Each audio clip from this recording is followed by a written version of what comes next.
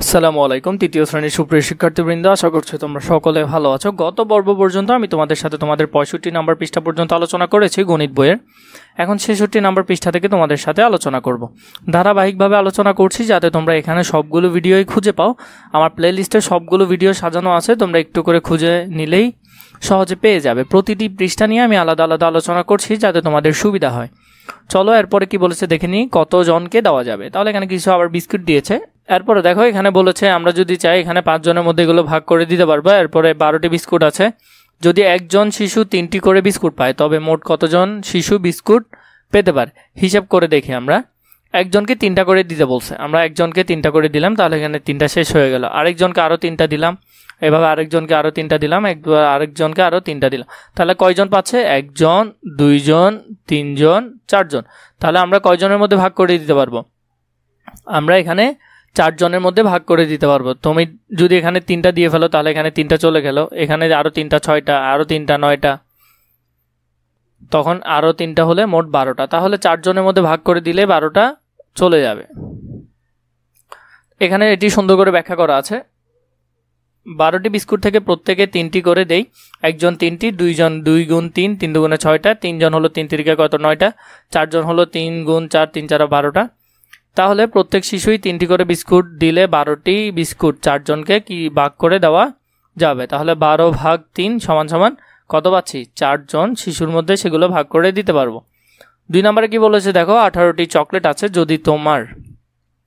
যদি তোমরা প্রত্যেক শিশুকে 6টি করে চকলেট দেই, যদি আমরা প্রত্যেক শিশুকে 6টি করে চকলেট দেই তবে মোট কতজন শিশু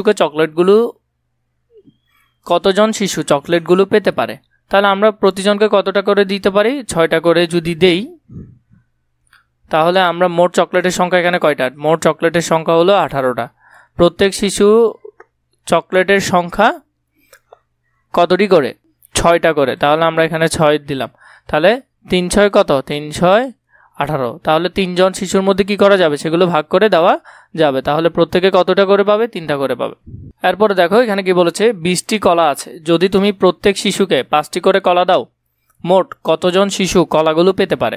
গুণ ব্যবহার করে কিভাবে উত্তর পাওয়া যায় তা যদি আমরা দেখি, তাহলে 5টি কলা একজন শিশুকে দিলে তাহলে 5 একে 5টা, 2 জনকে দিলে 5 দুগুণে 10টা, 3 জনকে দিলে 5 গুণ 3, 3 5 কত 15টা, 4 জনকে দিলে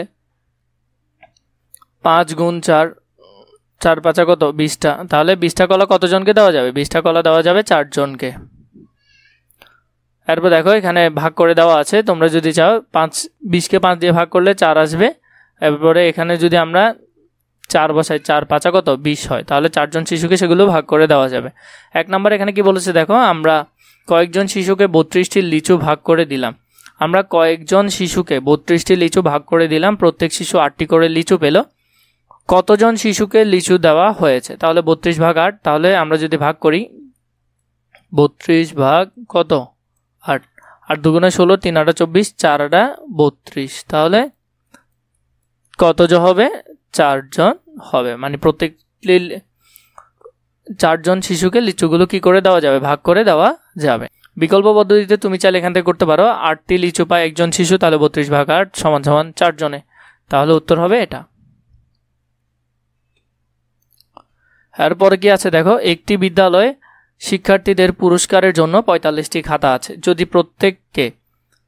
প্রত্যেক শিক্ষার্থীকে 5টি করে খাতা দেওয়া হয় তবে কতজন শিক্ষার্থী পুরস্কার পাবে? প্রতিজনকে কয়টা করে দিবে? 5টা করে দিবে। তাহলে আমরা যদি দেখি 5টি খাতা পায় একজন শিশু, 5টি খাতা দেওয়া হয় একজনকে, তাহলে 45টি দেওয়া হয়, 45 ভাগ 5 সমান 9 জনকে। 5 নং কত 45। এভাবে করতে পারো বা এভাবে করতে পারো, যেটি তোমাদের সুবিধা মনে হয়। এটি বেশি খুব ভালো হবে এটি করলে তোমাদের জন্য।